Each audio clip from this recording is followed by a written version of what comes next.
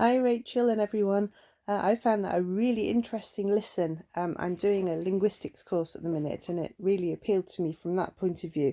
So I hope you don't mind me offering my own take on it. Unlike Rachel, I'm not brave enough to let you see my face because I haven't even got out of bed yet, never mind cleaned my teeth and brushed my hair and all sorts of exciting things like that. My linguistics tutor says that in the UK in particular, we tend to regard a sort of spoken linguistic characteristic like this as sort of upper class and posh, and we even refer to it as the Queen's English. But she said that in linguistic terms, there's no way of talking that's better or worse or posher or higher status than any other. So I'm in no way suggesting that how I do it is better than how Rachel does it. I just thought it would give you a different take. And my friend who is from Pennsylvania says that I sound like a Jane Austen novel because I don't use many abbreviations and I pronounce every letter individually. But anyway, here we go. I would say it brazier. I think Rachel said brazier or something, brazier, with the j sound in it, whereas I would say bray and zier. Is definitely not a brazier, that's something different. Epitome.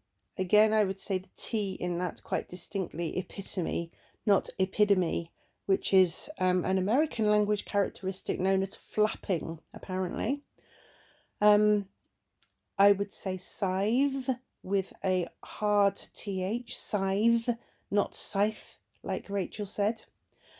And I would say bedizened, that B, the E sound at the beginning, I would pronounce that as an E. We get told the E is the most common letter in English, but actually it's a sound called schwa, which is represented by an upside down E in the phonetic alphabet.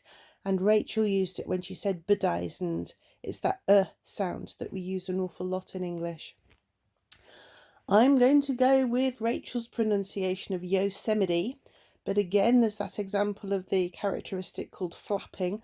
I would say Yosemite with the T definitely pronounced, whereas Rachel's is more like a double D, Yosemite. I'm sorry if the mimicking sounds rubbish, but it's as close as I can get. Hyperbole, yeah, I think that's pretty similar, except that Rachel almost says it without the E, hyperbole. I can't do that either, but I noticed that as a difference between us.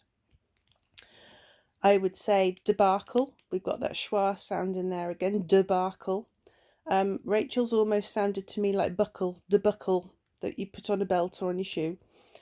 As for okie dokie, I'm not entirely sure anybody uses that seriously, but I wouldn't say embarrassment is a particular feature of it. You probably use it if you were being over jolly or, let's all go down the beach, okie dokie, let's go. And it's also got a sort of sarcastic undertone to it because of the Mary Poppins film, actually, I would say. Think of Dick Van Dyke go, okie dokie, Mary Poppins, off we go, jolly holidays and all that. And finally, I think we can all agree that the sound that you made when Rachel held up her kitten is pronounced oh, or something quite similar. Anyway, that's my take on it, and I'll stop now.